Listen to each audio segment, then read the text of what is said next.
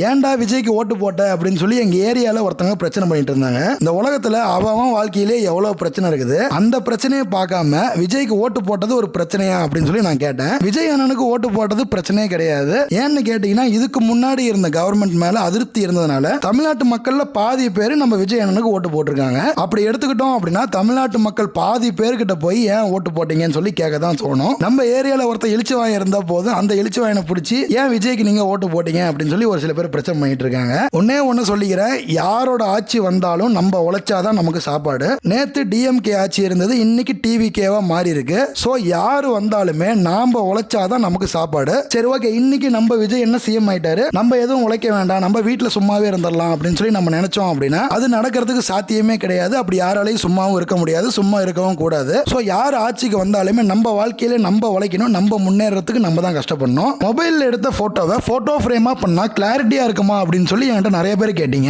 நீங்க எங்களுக்கு மொபைல் எடுத்த போட்டோ அனுப்பிட்டீங்கன்னா போதும், அதை நாங்க கிளாரிட்டி பண்ணி ஹெச்டி ஃபார்மேட்டா கன்வெர்ட் பண்ணி அதுக்கப்புறம் தான் பிரிண்ட் போட்டு ஃப்ரேமா ரெடி பண்ணுவோம். சோ உங்களுக்கும் உங்க குழந்தைங்க போட்டோ இல்ல உங்க ஃபேமிலி போட்டோ இதே மாதிரி போட்டோ ஃப்ரேம் பண்ணணும் அப்படின்னா இந்த வாட்ஸ்அப் நம்பருக்கு மெசேஜ் பண்ணுங்க.